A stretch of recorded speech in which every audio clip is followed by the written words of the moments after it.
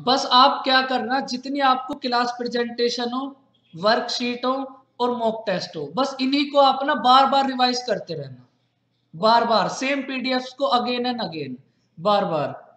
तो कॉन्सेप्ट्स ना खुद ही क्लियर हो जाएंगे, क्योंकि क्लास में हमारे ना बहुत लंबे लंबे चैप्टर्स हैं और मैं पढ़ाता भी बहुत आराम से हूँ। एक परसेंटेज भी कम से कम एक मंथ तक चलेगा। तो कोई भी चीज 100% ऐसी होगी नहीं जो समझ ना आए। उसके बाद भी अगर ऐसा कुछ होता है तो आप मेरे को बता देना, अलग से आपसे बात हो जाएगी।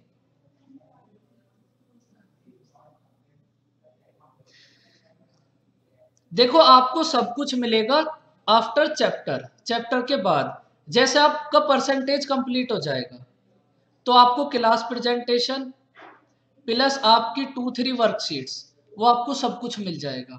तब तक आप उसको करोगे, तब तक नेक्स्ट चैप्टर का मिल जाएगा। तो ये प्रोसेस ना चलता रहेगा। लेकिन आप एक काम जरूर करना, मतलब रेगुलर स्टडी करना। ऐसा बिल्कुल मत करना आप एक दिन पढ़ोगे 10 आवर्स और नेक्स्ट डे फिर आप पढ़ोगे नहीं, फिर थर्ड डे पढ़ोगे आप 4 आवर्स। ऐसे मत करना, डेली आप 2 आवर्स ही पढ़ो, लेकिन डेली पढ़ते रहो। तो आपकी सारी चीजें खुद से ही होने लगेंगी। क्लियर हुई बच्चों बात? सर मेरा एक डाउट था। हाँ जी बिल्कुल पूछो। सर मैं ये बोल रही हूँ जैसे कि आज कोई आपने परसेंटेज के कुछ कॉन्सेप्ट्स बताए एक दो है ना, तो हमें सेम डे पे उस कॉन्सेप्ट से रिलेटेड क्वेश्चंस मिलेंगे या फिर वो पूरा चैप्टर खत्म होने के बाद ही वो वर्कशीट स्टार्ट होगी? देखो पूरा चैप्टर के बाद ही मिलेगी। अगर देखो मैंने आपको एक कॉन्सेप्ट करा दिया तो वर्कशीट में ऐसा थोड़ी ना है वो ये कॉन्सेप्ट होगा, वो तो पूरी वर्कशीट है। तो आपको क्या करना होगा, जो भी मैं क्लास में कराऊं बस उसी को आपको घर पे 2 से 3 टाइम्स रिवाइज करना होगा बस। जब तक आपका फर्स्ट चैप्टर कंप्लीट नहीं होगा तब तक डेली का आपका यही प्रोसेस होगा। फर्स्ट चैप्टर के बाद आपको वर्कशीट वगैरह सब कुछ मिल जाएंगे। तो आप इस बात को लेकर बिल्कुल भी परेशान मत होना। तो बच्चों अब बताओ बच्चों, और कोई doubt?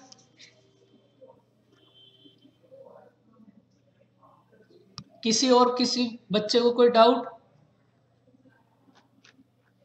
Sir bank plus SSC का ये क्या बोलता है कोर्स यहीं पे कंप्लीट हो जाएगा मैथ का, या फिर एक्स्ट्रा से भी कहीं पे करना पड़ेगा? देखो जो एसएससी वाले स्टूडेंट्स हैं उनके एडवांस मैथ की क्लास चलती है 9 to 10 मॉर्निंग में। और जो बैंक वाले स्टूडेंट्स हैं उनकी सैटरडे को क्लास चलती है 3 to 4। बाकी सब जो कॉमन है वो यही चलता रहेगा, ज्यादातर कॉमन ही है। और आपको करना भी सब कुछ ही है। अगर आपको परसेंटेज की वर्कशीट मिलेगी तो उसमें एक वर्कशीट बैंक की होगी और एक वर्कशीट एसएससी की होगी। तो एसएससी वाले बच्चे को बैंक की भी करनी है और बैंक वाले बच्चे को एसएससी की भी करनी है, क्योंकि परसेंटेज आपको पढ़ा दिया। ऐसा बिल्कुल मत सोचना आप वही करोगे, बस है सब कुछ सेम ही।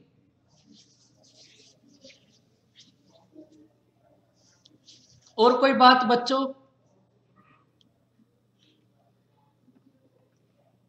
देखो सर अभी ट्रिगो की बहुत आगे निकल गई। जो मिस हो गया वो फिर से होगा। ट्रिगो की अब 2 से 3 क्लासेस और होंगी, उसके बाद एलजेब्रा स्टार्ट होगा। फिर आप वहां से ज्वाइन कर, जो मिस हो गया वो तो 100% होगा, वो हमारा काम है। जो भी मिस हो गया और वो आपको आपके ड्यूरेशन के अंदर अंदर ही हो जाएगा।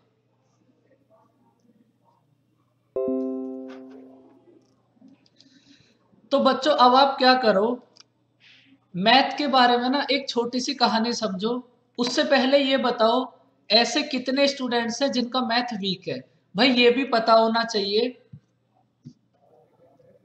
और इसमें कोई भी शर्माने वाली बात बिल्कुल नहीं होगी। अगर आपको कोई भी डाउट है तो आप 20 बार 50 बार 100 बार अलग से फोन करके कैसे भी करो अपना डाउट क्लियर करो। सर वीक है मेरी मैथ। ओके।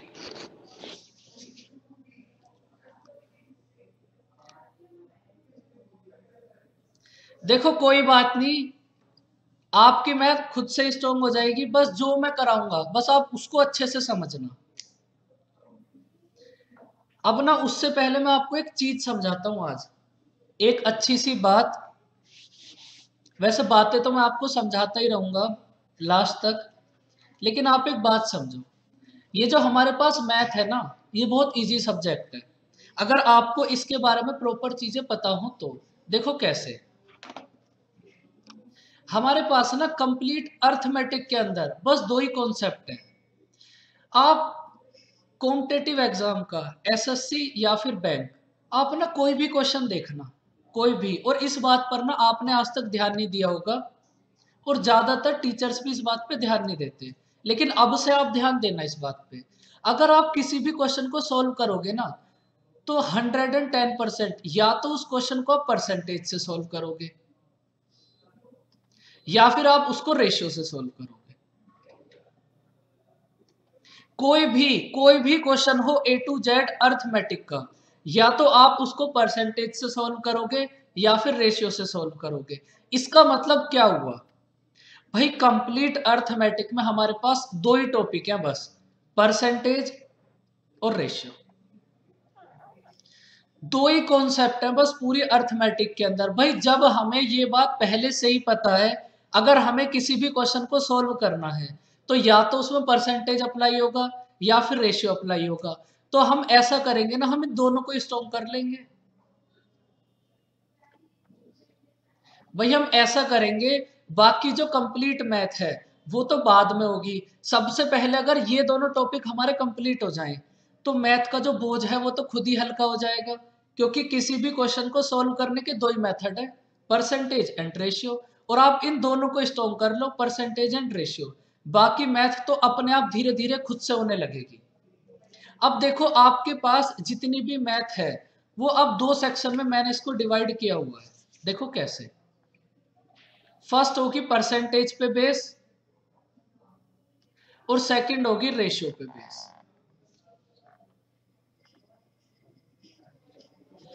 अब देखो आपके पास एक चैप्टर होगा परसेंटेज, परसेंटेज के बाद होगा प्रॉफिट एंड लॉस।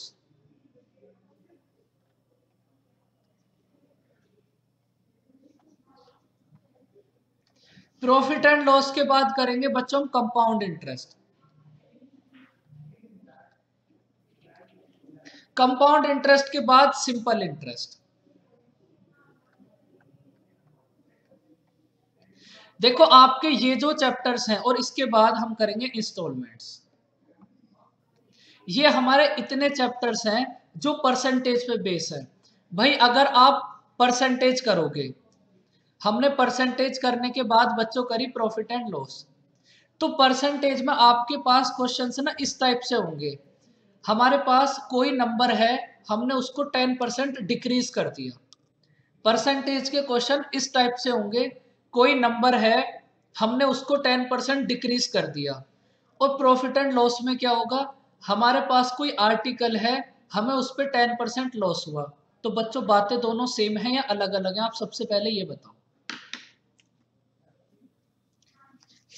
कोई आर्टिकल है, आपने उस पर ना 10% डिस्काउंट दिया, इस टाइप के क्वेश्चन होंगे परसेंटेज में। और प्रॉफिट एंड लॉस में होंगे किसी आर्टिकल पे आपको 10% लॉस हो गया। तो बातें तो दोनों सेम ही हैं भाई, एकदम सेम ही तो है चीजें।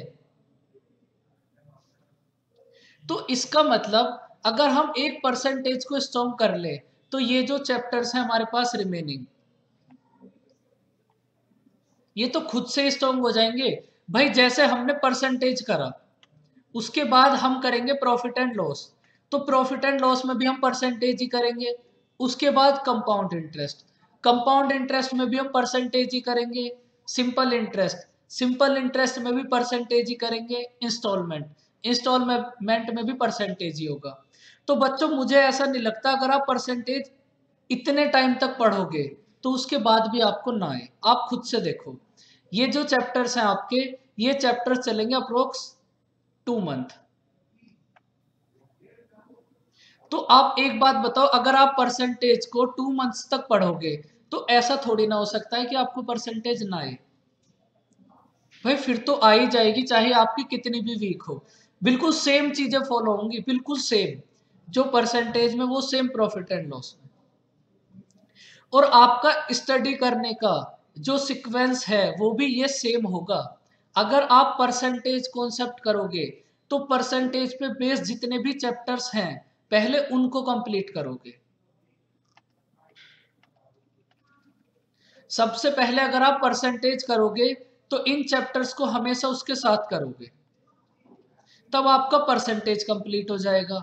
उसके बाद रिमेनिंग जितने भी चैप्टर्स बचे, mixture and allegation, time and work, time speed and distance, ये जितने भी चैप्टर्स हैं, ये चैप्टर है हमारे रेशियो पे बेस्ड। जब हम रेशियो करेंगे तो उसके बाद इन चैप्टर्स को करेंगे। बस इसका मतलब ये है half math, good morning Anamika, half math हमारी परसेंटेज पे बेस है, हाफ मैथ हमारी रेशियो में बेस है। तो अब जो हमारी स्मार्ट स्टडी होगी वो देखो क्या होगी।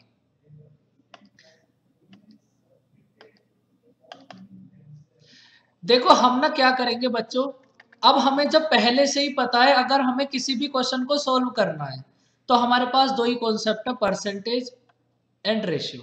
भाई ये बात तो हमें पता है 100%। कोई भी क्वेश्चन सॉल्व करना है तो या तो परसेंटेज से होगा या रेशियो से होगा। अब देखो परसेंटेज चलेगी आपकी 1 मंथ तक,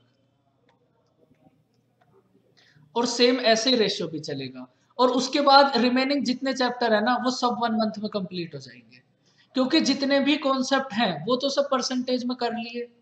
1 मंथ में अगर परसेंटेज होगा तो रिमेनिंग 4 चैप्टर आपके 1 मंथ में होंगे।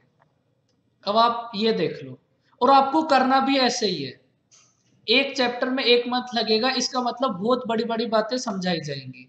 सेम ऐसे ही रेशियो, रेशियो चलेगा आपका अप्रोक्स 15 to 16 क्लासेस, और उसके बाद जितना भी रिमेनिंग कोर्स है वो कोर्स होगा 1 मंथ का। तो आपका मतलब कॉन्सेप्ट यही होगा, आप परसेंटेज और रेशियो को स्ट्रॉन्ग करोगे, और इन दोनों में भी आपको परसेंटेज स्ट्रॉन्ग करना है। अगर आप इन दोनों की भी बात करोगे तो इन दोनों में भी परसेंटेज स्ट्रॉन्ग करना। रेशियो तो बहुत इजी है, परसेंटेज बहुत थोड़ा सा डिफिकल्ट हो सकता है स्टार्टिंग में, बाकी डिफिकल्ट कुछ भी नहीं होगा। मैं आपको खुद से सब कुछ समझा दूंगा, उस बात की टेंशन आप मत लो।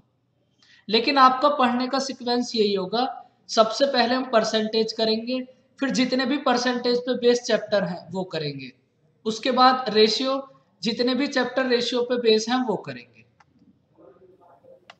तो बच्चों यहां तक की बात समझ आई। देखो फर्स्ट क्लास है इसलिए समझाना भी पड़ेगा, बाकी नेक्स्ट क्लास से तो पढ़ाई होगी। बताओ बच्चों, अब आपके माइंड में कोई भी डाउट? देखो अब परसेंटेज चलेगा आपका 1 मंथ तक, तो आप ना, अब जब हमारी नेक्स्ट क्लास से स्टडी स्टार्ट होगी तो फिर वो प्रॉपर ना स्टडी स्टार्ट होगी। फिर कोई भी स्टूडेंट ये बिल्कुल नहीं पूछेगा बुक कौन सी परचेज करे, क्या करना है क्या नहीं करना, वो आपको टाइम टाइम पे खुद से ही बता दिया जाएगा।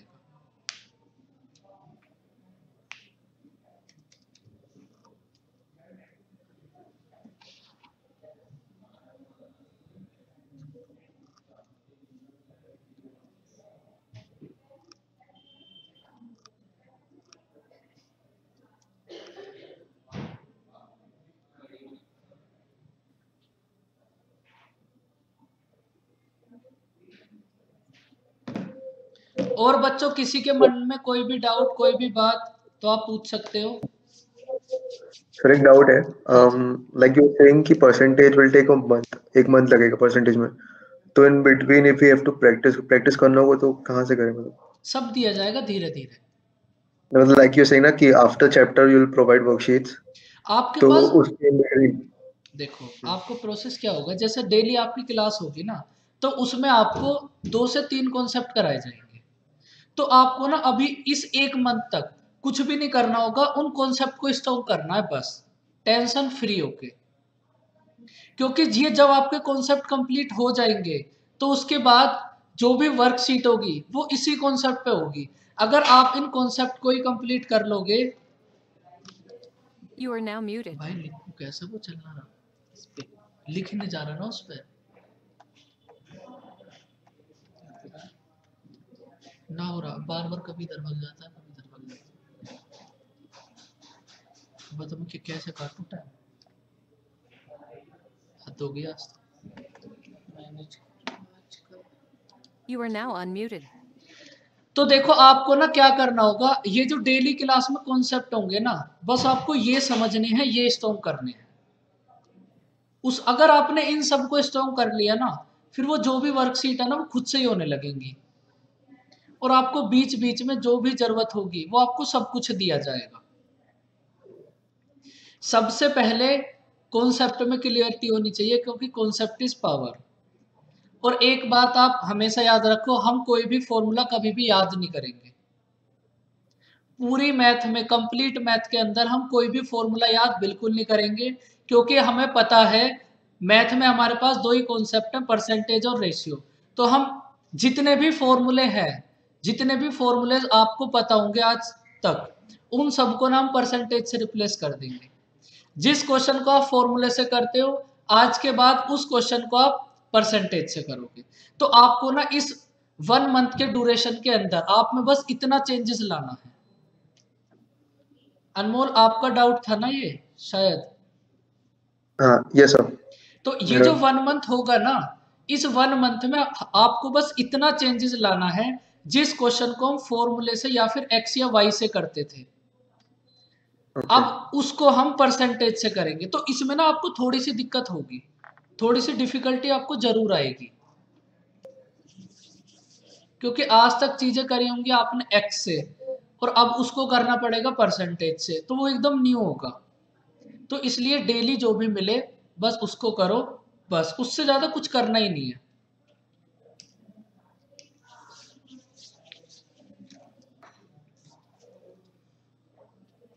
और किसी बच्चे को, भाई आज आपके पास पूरा टाइम है, अगर कोई भी डाउट हो तो आज आप पूछ सकते हो, क्योंकि अब तो टाइम भी हमारे पास कम है, क्योंकि आज थोड़ा बच्चों को भी ज्वाइन करने में दिक्कत हो रही है, इसलिए हम आज से चीजें स्टार्ट कर ही नहीं सकते, क्योंकि शायद अनामिका का इस मॉर्निंग से वो हो ही नहीं पा रहा था। तो ऐसे बहुत सारे बच्चे हैं। और एक बात आप बिल्कुल आज समझ लो, सोच लो, याद कर लो, परसेंटेज की अगर आपने एक भी क्लास मिस करी तो फिर नेक्स्ट क्लास से कुछ भी समझ नहीं आएगा।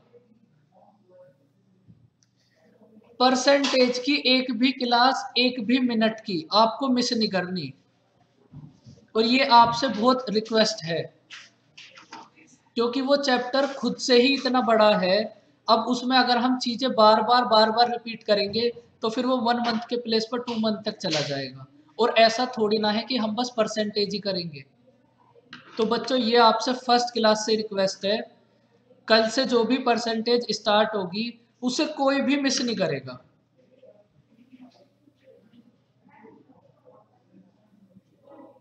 देखो, सब कुछ आपको प्री और मेंस कुछ नहीं होता, चैप्टर चैप्टर है, और वो चैप्टर आपको पूरा आ जाएगा, वो चैप्टर आपको कंप्लीट आ जाएगा, चाहे आप प्री करो चाहे आप मेंस करो, कॉन्सेप्ट सेम ही रहेंगे। आप प्री तो तब भी परसेंटेज आएगी, मेंस तो तब भी परसेंटेज आएगी।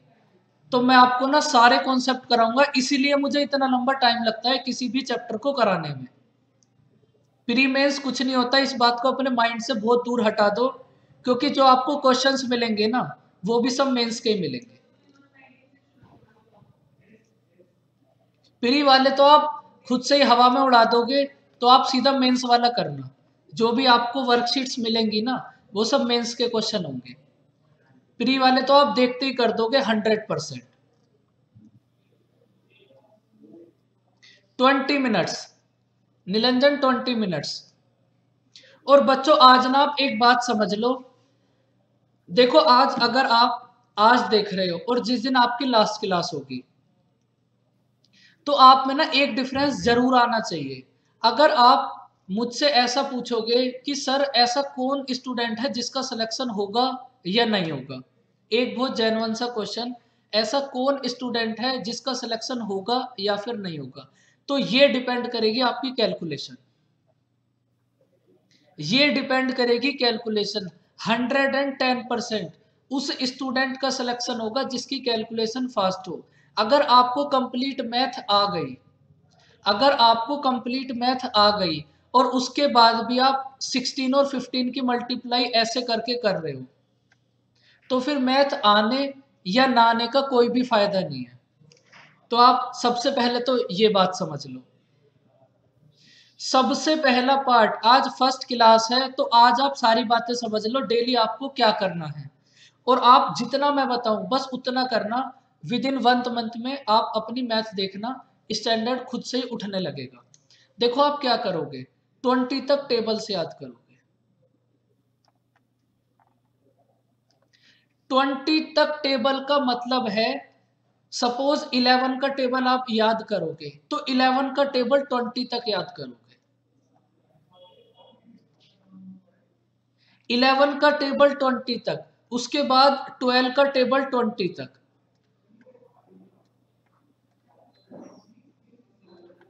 सेम ऐसे ही 13 का 20 तक।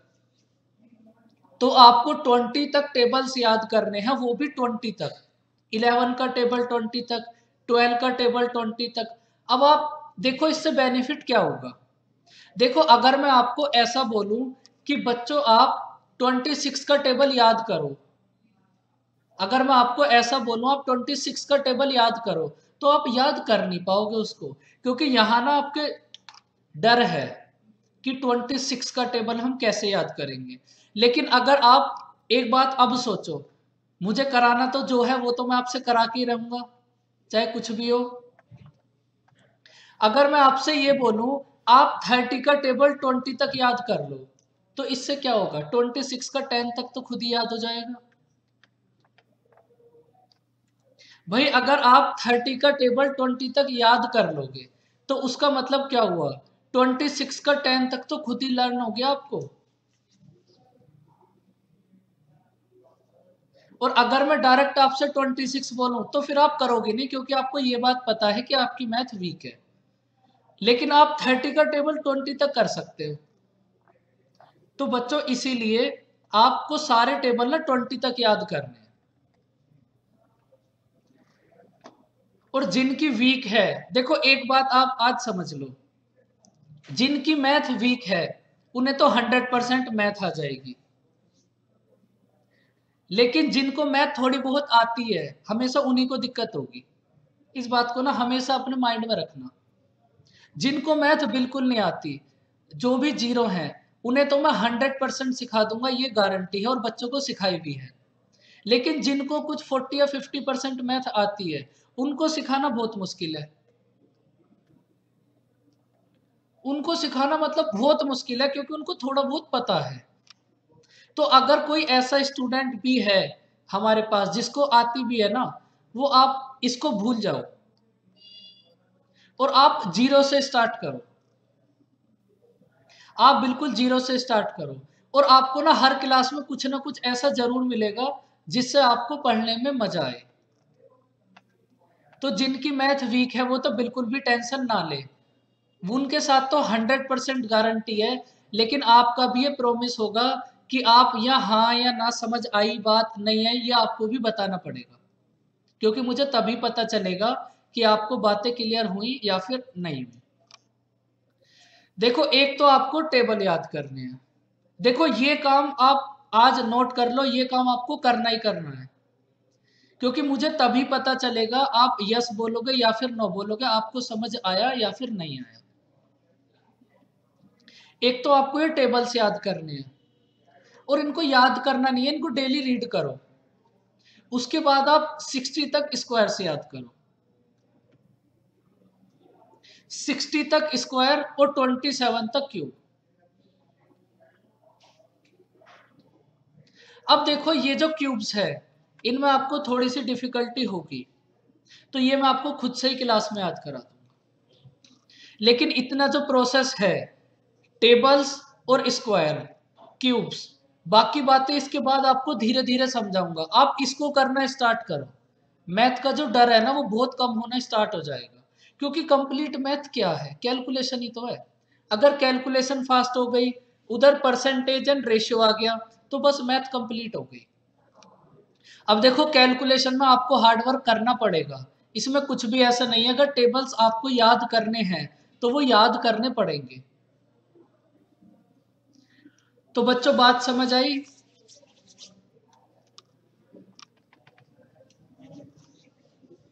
देखो ये जो कैलकुलेशन वाला पार्ट है ना, ये तो आपका आज से स्टार्ट हो जाना चाहिए। एकदम बिना कैलकुलेशन के कुछ भी नहीं होगा। आप इस बात को ना अपने दिमाग में एकदम सेट कर लो, पूरी मैथ, कंप्लीट मैथ भी आ जाए, लेकिन कैलकुलेशन वीक हो, तो मैथ का आना या ना आना बराबर ही है। अब देखो आज की क्लास में टाइम तो है ही नहीं, बाकी और किसी बच्चे का कोई डाउट, कुछ भी पूछना हो बच्चों, आज आपके पास पूरा टाइम। हाँ, ये जो आज बातें हमने करी हैं, अब ये रोज रोज नहीं होंगी। सर एक क्वेश्चन था। हाँ जी। तो जैसे अपार्ट फ्रॉम द टॉपिक्स जो हम लोग कवर करेंगे, इसके अलावा जैसे वो बड़ी वाली कैलकुलेशंस होती है ना कि 5 डिजिट नंबर को 5 डिजिट नंबर से मल्टीप्लाई करना है, तो उसका कुछ कुछ ट्रिक्स होता है ना कभी कभी कुछ कुछ चीजों में, तो सर वो भी कवर होएगा? वो मैं आपको कवर करा दूंगा, लेकिन ना आप खुद से सोचो, एक बात सोचो, कितने ट्रिक्स आप याद कर सकते हो, क्योंकि याद करने के लिए जीएस भी है, इंग्लिश की वोकैब भी है, रीजनिंग में भी कुछ पार्ट ऐसा होगा जो आपको बहुत अच्छे से क्लियर करना पड़ेगा, और फिर मैथ। फिर आप अगर मैथ को भी याद करोगे उसकी ट्रिक्स को, तो फिर आपके पास याद करने के लिए बहुत ज़्यादा हो जाएगा। तो मैं ना कैलकुलेशन का आपको एक मेथड समझाऊंगा, आप उसी पे प्रैक्टिस करोगे बस। चाहे आपको 5 डिजिट की मल्टीप्लाई करनी हो या 20 डिजिट की मल्टीप्लाई करनी हो, नेक्स्ट क्लास में मैं आपको एक मेथड समझाऊंगा। आप 100 डिजिट की भी मल्टीप्लाई कर लेना, आपके पास एक ही लाइन में आंसर आ जाएगा, ज्यादा से ज्यादा 10 सेकंड में। बस एक ही मेथड सीखो किसी भी चीज का और उसमें परफेक्ट बनो। ऐसा नहीं 3 डिजिट्स की मल्टीप्लाई 3 डिजिट से करोगे तो उसकी ट्रिक अलग होगी, 2 की 3 से करोगे फिर उसकी ट्रिक अलग होगी, 3 की 4 से करोगे फिर ट्रिक अलग होगी। तो बच्चों कैलकुलेशन के लिए आप कितनी ट्रिक्स याद करोगे, सोचो, और आप इतनी याद रख भी नहीं पाओगे, एक टाइम ऐसा आएगा फ्रस्ट्रेट हो जाओगे, छोड़ दोगे। तो इसलिए मैं आपको नेक्स्ट क्लास में समझाऊंगा, और आज के बाद आप मल्टीप्लाई ना उसी टाइप से करोगे।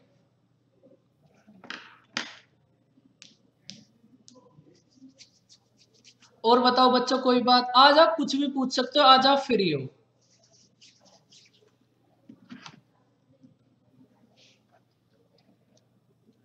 और देखो टेबल्स और स्क्वायर्स, ये तो आज से स्टार्ट कर दो, ये तो एकदम ऐसा बेस है जिसके ऊपर पूरी मैथ टिकी होगी। अगर कैलकुलेशन नहीं है तो मैथ नहीं है। और कैलकुलेशन के आप टेबल्स और स्क्वायर्स याद करो, मल्टीप्लाई करने में आपको खुद से समझाऊंगा कैसे करोगे। और मल्टीप्लाई मैं आपको नेक्स्ट क्लास में समझाऊंगा ना, उसमें भी इतने प्रेशर की बात नहीं होगी, डेली आपको 5 मल्टीप्लाई करनी है बस, और 5 मल्टीप्लाई करने में आपको 1 मिनट से ज्यादा नहीं लगेगा।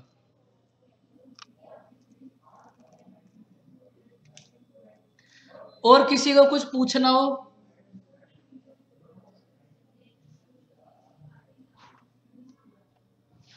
तो बच्चों आप देखो, क्यूब्स आप याद करो, आप मुझे ये बताओ 11 की क्यूब कितनी होगी। और ये ना इनकी कोई ट्रिक नहीं, कुछ नहीं, वो मैं आपको धीरे धीरे सब बताऊंगा, इनको आप वेरीफाई कैसे करोगे, लेकिन फिलहाल इनको याद करो, ये याद करने वाला मटेरियल है। 11 की क्यूब होगी 1331,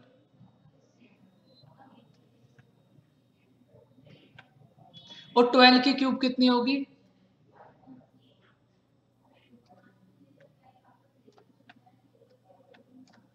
इलेवन की क्यूब होगी 1331, 12 की क्यूब कितनी होगी? देखो मैं इन्हें वेरीफाई करना, आप इनको कैसे चेक करोगे ये क्यूब आपके पास सही है या फिर गलत है, ये मैं आपको धीरे धीरे समझाऊंगा, लेकिन फिलहाल आप ना इनको याद ही करो।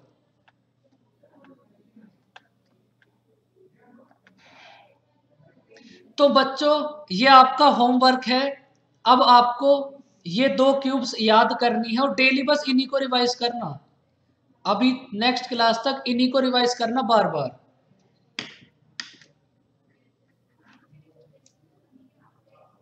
और टेबल्स और स्क्वायर्स आपको खुद से याद करने पड़ेंगे, बिल्कुल वो मैं आपको क्लास में कराऊंगा।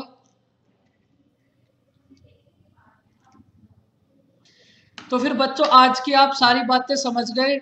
अब देखो बच्चों, आप लॉगिन करना भी समझ गए, आपको लॉगिन करना कैसे है, क्योंकि फर्स्ट क्लास में अब मॉर्निंग से यही चल रहा था